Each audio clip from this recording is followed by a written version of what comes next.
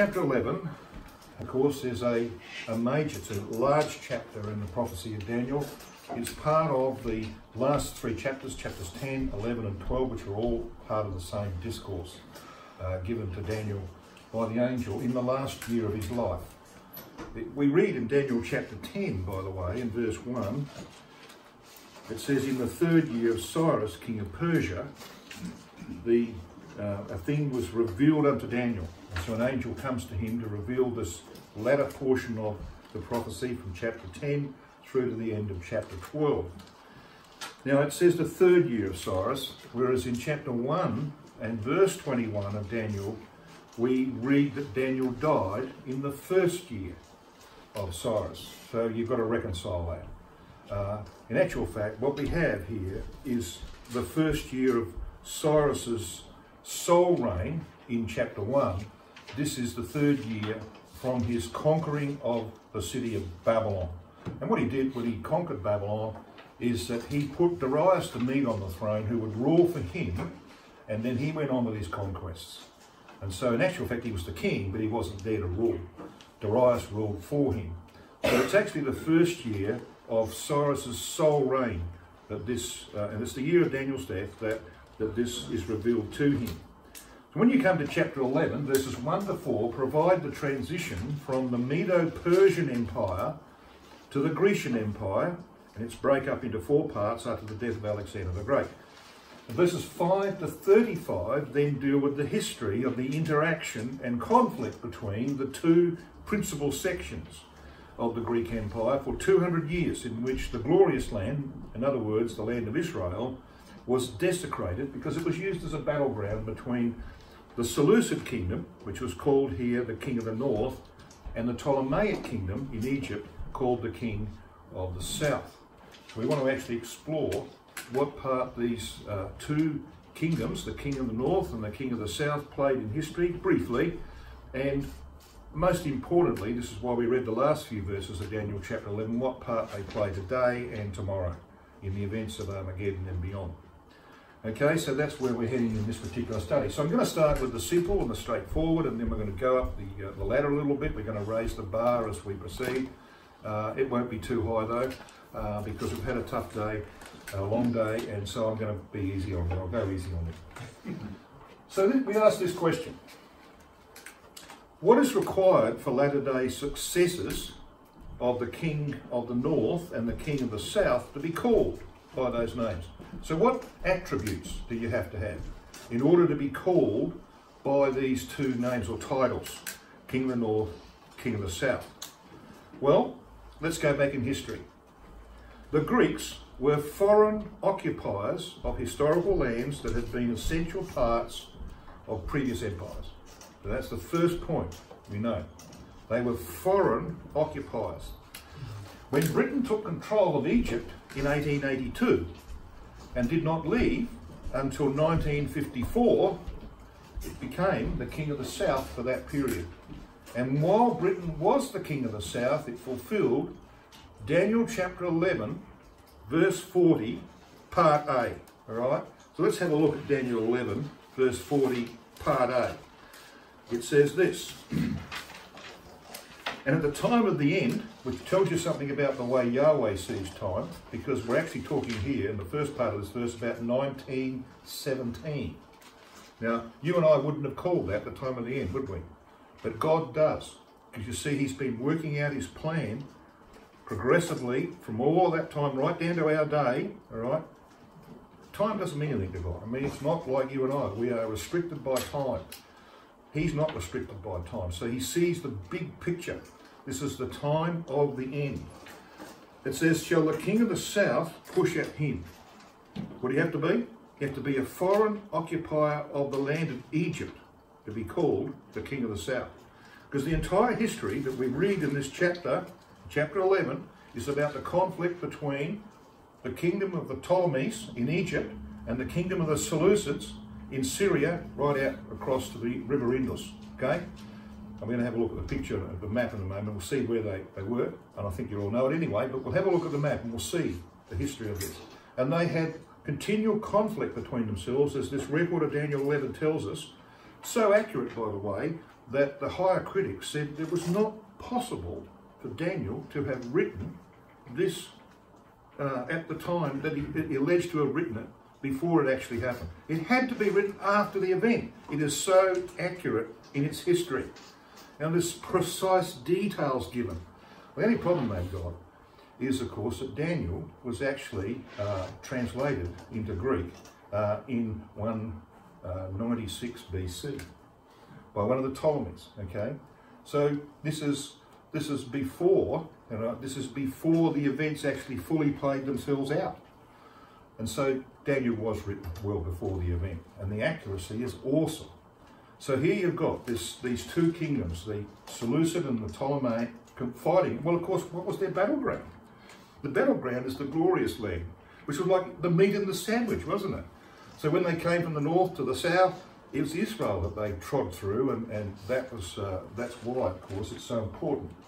So let's have a look then at what we've got here. We've got the time of the end shall the king of the south push at him. Now the first thing you need to establish here is who the him is here, don't you? And you get your answer from the context. And you go back to verse 36 to 39, the preceding verses, it tells you who the him is. So let's go back to verse 36. And the king, what king? The king shall do according to his will, and he shall exalt himself and magnify himself above every god, and shall speak marvellous things against the God of gods, and shall prosper till the indignation be accomplished, for that is determined shall be done. Neither shall he regard the gods of his fathers, nor the desire of women, which gives you a clue, because this is about the Catholic religion, isn't it? The desire of women. Nor regard any god, for he shall magnify himself above all. This is the papal system, and magnifies itself above all. And it goes on to talk about, verse 38, but in his estate shall he honour the God of forces. Now your margin might have what mine has got, and Brother Thomas describes this in Helpus Israel and Exposition of Daniel as the Mehuzim Bazaars. Now the Mehuzim Bazaars, of course, is the Catholic churches where they used to sell relics. They'd sell relics of the cross, or relics of this, or bones of so-called saints, and they would actually sell these off, right? They were like a bazaar, like a market. And so this is about the Catholic religion and its horrible practices. And the God whom his fathers knew not shall he honour with gold and with silver and with precious stones and pleasant things. Now, if you want to actually follow this up, just take a note of Eureka Volume 4. This is the Logos edition of Eureka. Eureka Volume 4, pages 286 to 288. You can actually read up on all this and Mehuzim Bahar. So what we have here, of course, is a reference to what we've read in chapter 8. This is the Catholic system installed in the East, in Constantinople, okay? This is what it's referring to, because as we know, ultimately in 324 the Roman government was moved there, and Constantinople, originally Byzantium, was of course that area of the kingdom of Pergamum was bequeathed to the Romans in BC 133, and ultimately became a centre of their religion. So Brother Thomas points out the king that's referred to in verse 36 here is actually the little horn of the goat of Daniel chapter 8 and verse 9. Not a bad idea to have a little note in your margin alongside of verses 36 to 39 that this is a reference to the little horn of the goat of Daniel chapter 8 and verse 9. This is the kingdom bequeathed to the Romans, and they then progressively build up their power in the east, and ultimately Constantinople becomes the capital. And so as Brother Thomas points out, whoever is the occupier of Constantinople, whether it be pagan Romans, Christian Romans, Muslims, which is Muslim today, isn't it? Because it's ruled by Erdogan, who's essentially a Muslim. Okay, it doesn't matter who they are, whether they're Russians, because they're going to take this place over. It doesn't matter who they are. Whoever occupies Constantinople is the little horn of the goat. Okay? And it's essential to understand that, because the context is telling us that the him of verse 40 is the occupier of Constantinople. Well, what year is this? Well, we believe it's 1917. Who was the occupier of Constantinople in 1917? The Turks. And they were the occupiers of Palestine. And God wants the Turks out of Palestine because he wants the nation of Israel to be formed in the land of Palestine. So what does he do? He's got the British, who are the controllers, the foreign occupiers of Egypt. They're the king of the south, therefore. Historically, that's what you had to be, a foreign occupier of Egypt. And what do?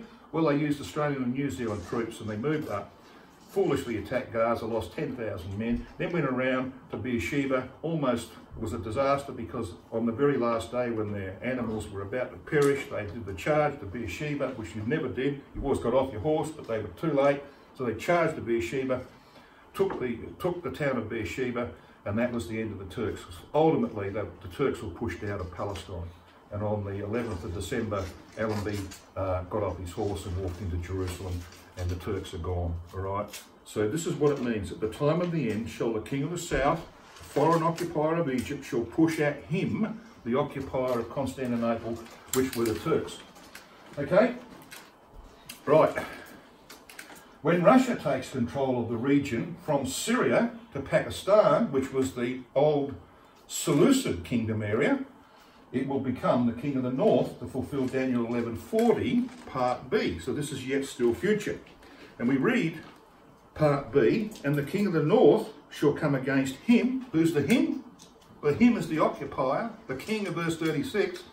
The him is the power occupying Constantinople. The king of the north shall come against him like a whirlwind, with chariots and with horsemen and with many ships, and he shall enter into the countries and shall overflow and pass over. So what we have here is Russia taking control of Constantinople and making it the base of their operations to head down into the Middle East, to go into Egypt, as Daniel chapter 11 says, and they'll be drawn back to Israel.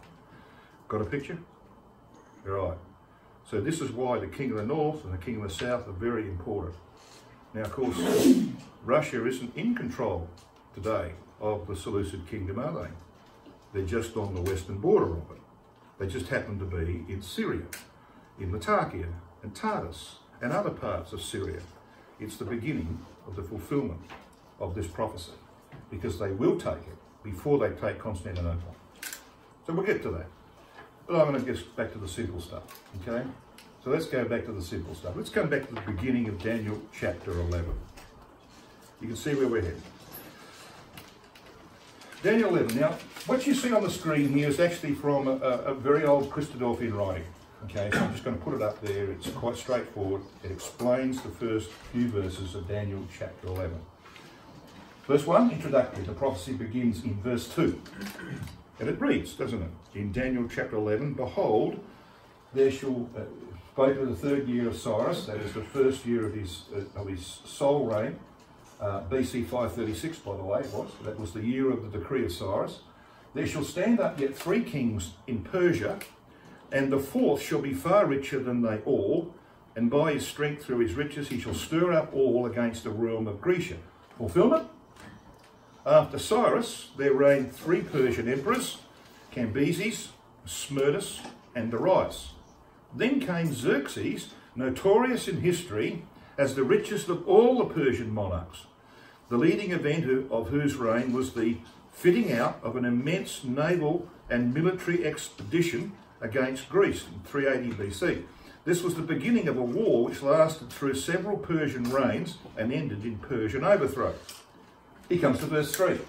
And a mighty king shall stand up that shall rule with great dominion and do according to his will. Fulfillment? On the Greek side, there rose up Alexander the Great, who had trampled down the power of Persia and established an immense empire reaching as far as India, which he ruled with despotic authority. Verse 4.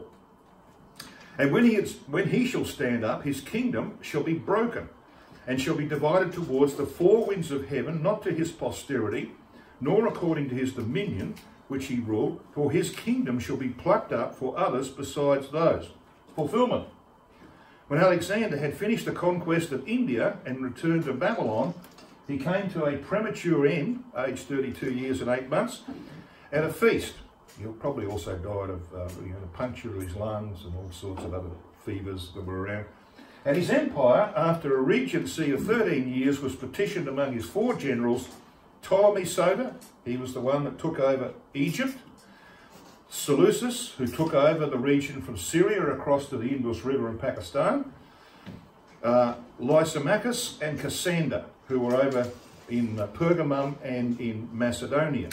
None of whom were family relations of Alexander. Of these, Ptolemy Soter became king of Egypt, or king of the south, in relation to Palestine at that time, and Seleucus, king of Syria, or king of the north. Okay?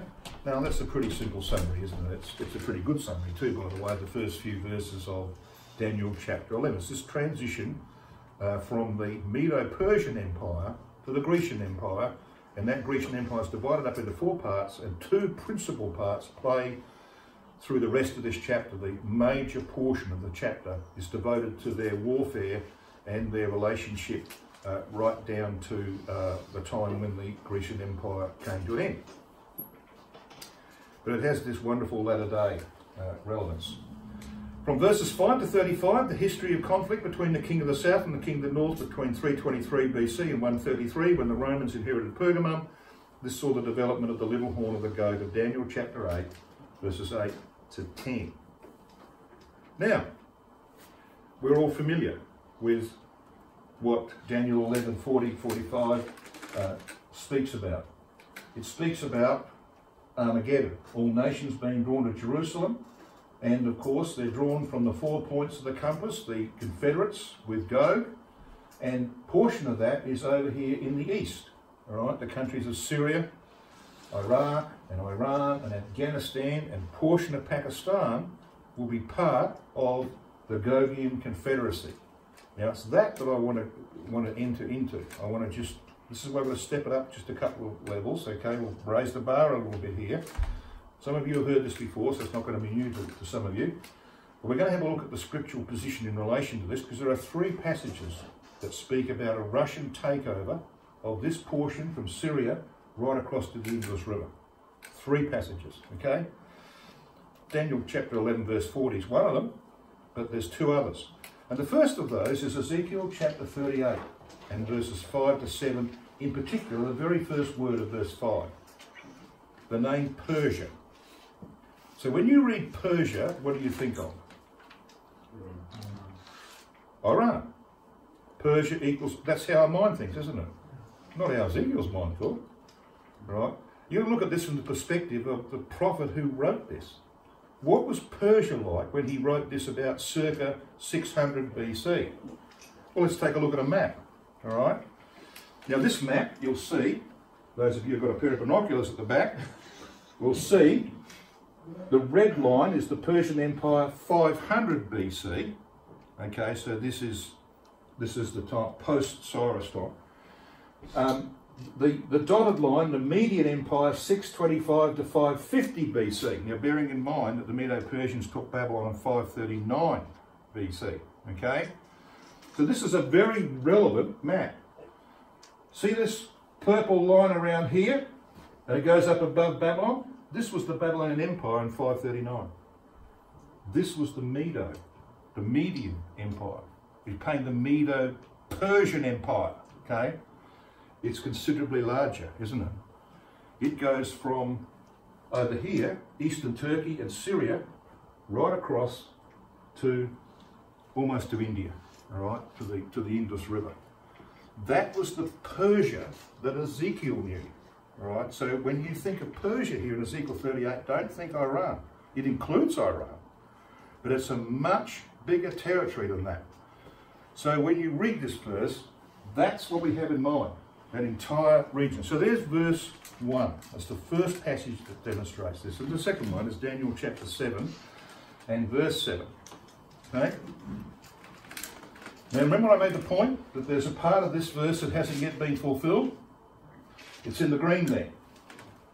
So here's the 4th beast. This is the Roman Empire of old. Dreadful, terrible, strong, exceeding, great iron teeth. It devoured and brake in pieces. All historical. It did that in history. It was diverse from all the beasts that preceded it. Yet, true to history. But this green section here, and stamped the residue at the feet of it, has never been done. It was never done by the Roman Empire of old.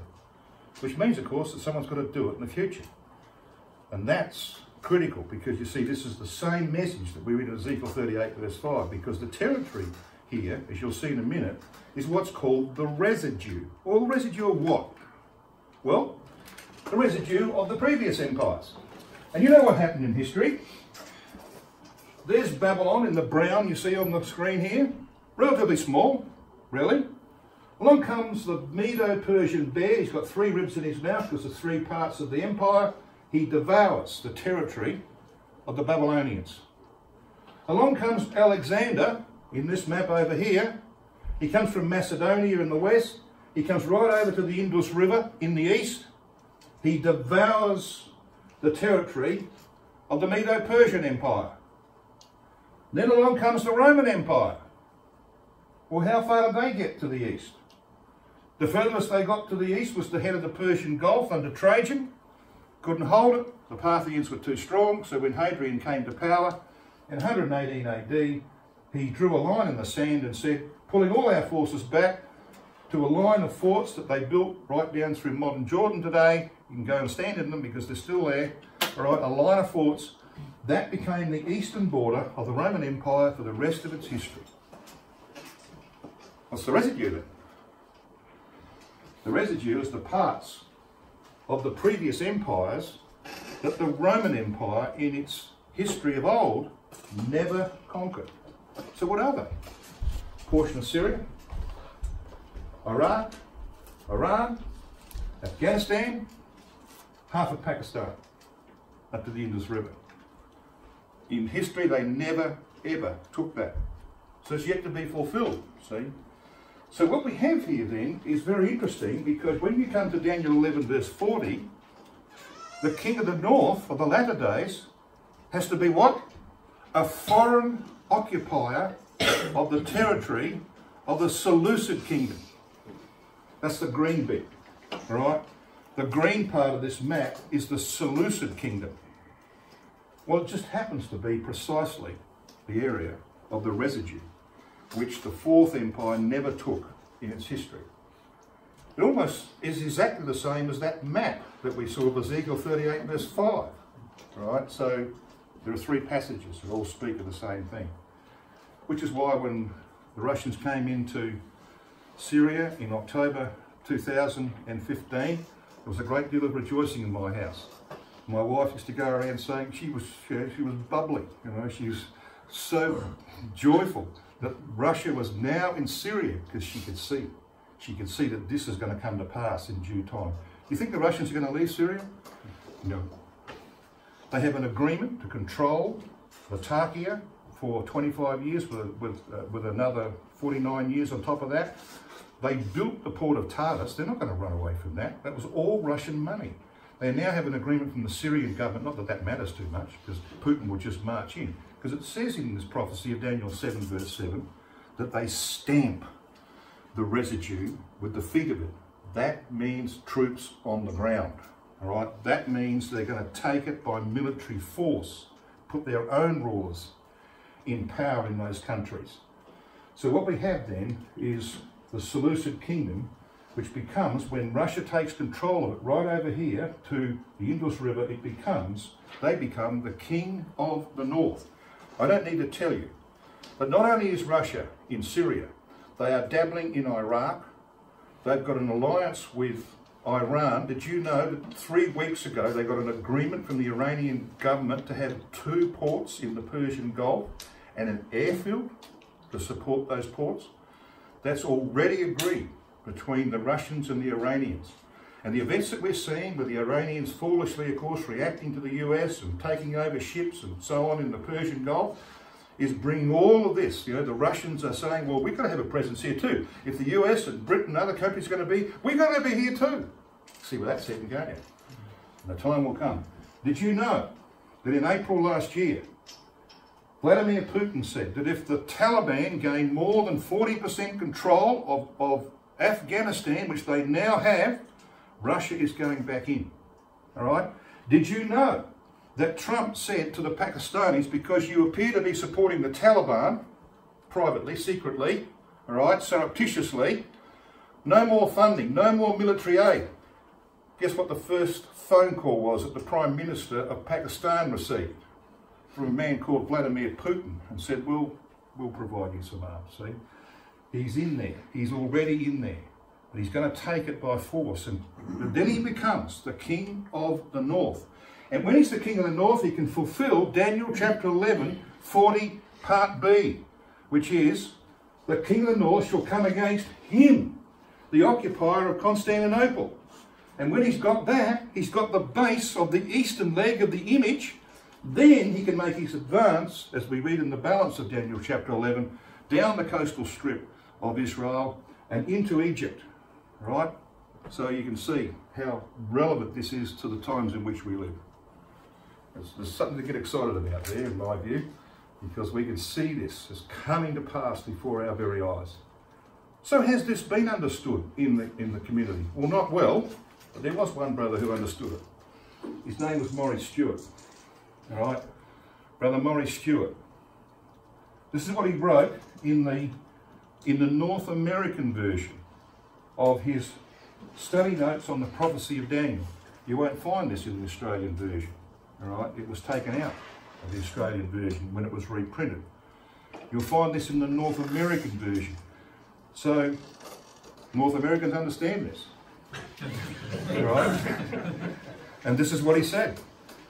Let us emphasise, here is an important statement. This is about stamping the residue of Daniel 7:7 that has not as yet been fulfilled. Rome has never trampled the residue of Persia underfoot. It has never occupied all of this territory. He's quite right. A power must yet arise which will occupy the territories of Babylon, Persia, Greece and Rome, to be afterwards subjected to a higher power, namely Jesus Christ. And then he says, Russia will do this. So it's Russia that's going to actually fulfill this prophecy, because they're going to be rebuilding the fourth empire, aren't they? All right? They're the ones who are going to rebuild this fourth empire again. And they're going to put together a confederacy of all the territories of the four empires.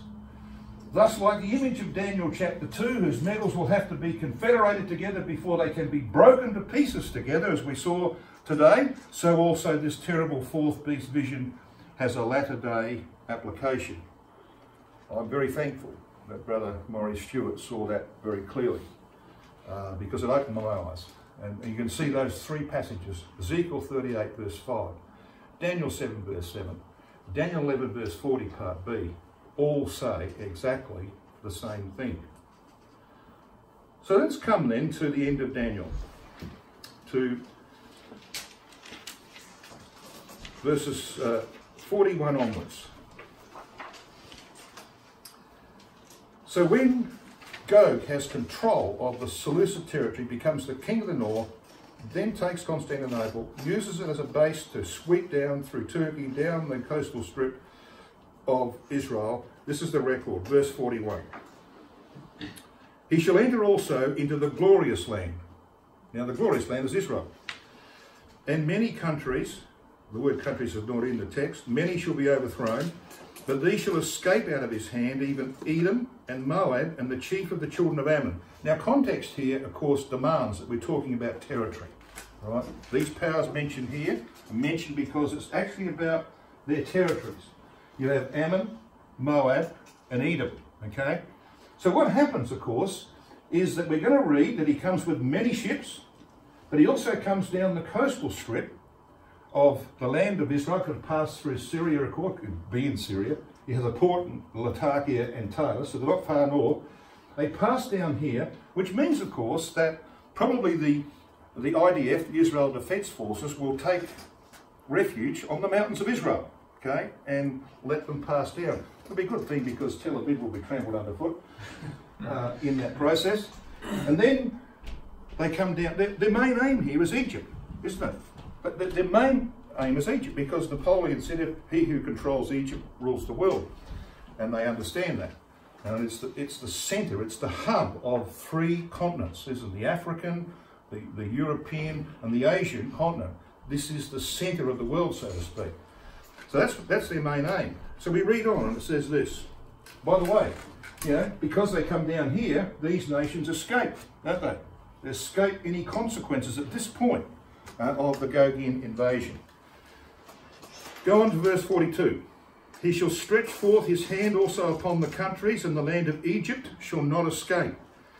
But he shall have power over the treasures of gold and of silver, and over all the precious things of Egypt, and the Libyans, and the Ethiopians, or the Sudanites, because that's a reference, it's Cush, okay, it's a reference to modern Sudan, and there are problems there at the moment, and Russia's got their finger in there as well, okay. So the Libyans, they've got their finger in Libya too, aren't they? They're supporting the guy that, the dominant guy on the east of Libya, who's now attacked the capital. So yeah, they're there as well. They're working away. He goes on to say, the Libyans and Ethiopians shall be at his steps. But tidings out of the east and out of the north shall trouble him. Tidings out of the east, we believe, is the movement of Christ and the saints in dealing with the Sinaitic Arabs that we spoke about today. Tidings out of the north is the activity of the Tarshish powers and those who oppose this invasion coming in to support Israel, or apparently to support Israel. And they will come in mainly from the Persian Gulf area because Russia will have control. They'll have a beachhead down the coastal strip of Palestine, or Israel as it's called. Goes on to say this, tidings out of the east and the north shall trouble him, therefore he shall go forth with great fury to destroy and to utterly make away many. So main Russian force is brought back, of course, from Egypt. So here we've got tidings out of the east, the activity of Christ and the saints amongst the Sinaitic Arabs, and they're preparing these Arab peoples, these people who live in this area, for the Jews who will ultimately flee from this Gogian invasion. Some of them might already be fleeing because, of course, Gog is down the coastal strip of their land. The Tarshish powers will come in mainly from the east. We do read in Psalm 48, by the way, that the ships of Tarshish will be destroyed with an east wind. An east wind? Yeah, it came from Syria and Assyria. Okay, so it looks like the Russians will have victory in the Mediterranean as well, and they will do the British Navy in, good and proper. So that's why they've got to come in here from the east. And the Egyptians are given into the hand of a cruel Lord. He's described in Isaiah 19 and verse 4. And so we've got the developments that lead ultimately to Armageddon when Gog is destroyed. And that's the subject of verse 45. And he shall plant the tabernacles of his palace between the seas in the glorious holy mountain, yet he shall come to his end, and none shall help him. Now, that's about all I'm going to say on Daniel chapter 11, but this is part of one complete context, okay? This is the message of the angel, so it's probably fitting that we just have a brief look at what follows.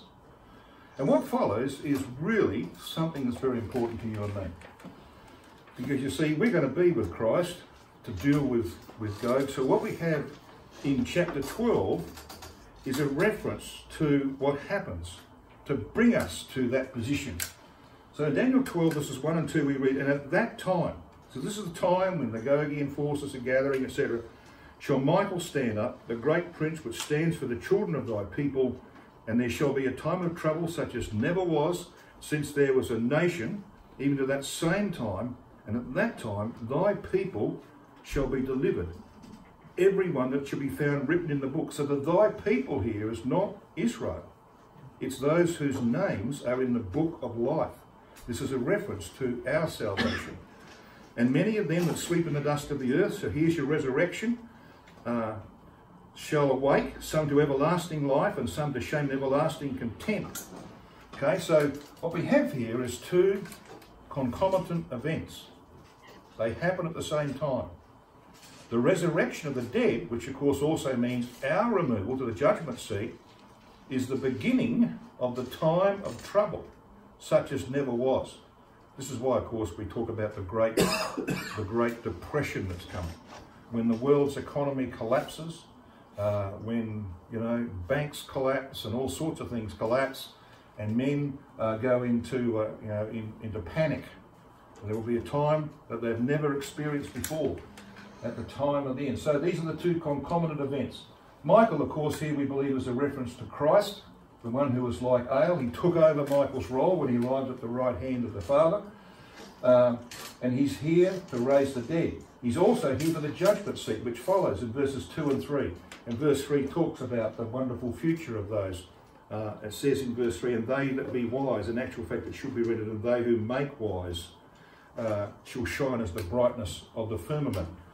So the resurrection era is the period when the time of trouble begins. When you come to verse 4 of Daniel 12, you read this. And this is why I'm dealing with this. This is a school of the prophets. But thou, O Daniel, shut up the words and seal the book. It says even. It should read until the time of the end. Many shall run to and fro, and knowledge shall be increased. Now, we tend to use this passage, don't we, about the modern world in which, men are running to and fro. It's marvellous. And Mark and I, God willing, will go to Israel. We'll probably not be able to walk in the streets with the number of Christadelphians that are there. So we're actually running to and fro, aren't we? But that's not what this means. Okay, that's not what it's about. There's a much deeper meaning. Gesenius says the word shoot, to run to and fro, is used metaphorically to run through a book. All right, that is to examine thoroughly. This is exactly what the school of prophets is about. Understanding the prophecies of the Word of God. And we are very, very blessed to have had brethren like Brother Thomas and Brother Roberts and others who followed them, who have laid out before us the prophetic framework of the Scriptures that allow us to have almost a complete picture of what is happening around us and what will happen in the future. It is a marvellous blessing, but you don't get that blessing unless you're prepared to put your head in the book. You've got to be running, as it were, to and fro through the book in order to get this knowledge and understanding, to examine it thoroughly. Brother Mansfield comments in the expositor on this. He said, "It is nevertheless true also that the Scriptures have been opened up to a greater extent than formerly. Printed expositions and commentaries abound, and the passage of history has verified most prophetic details.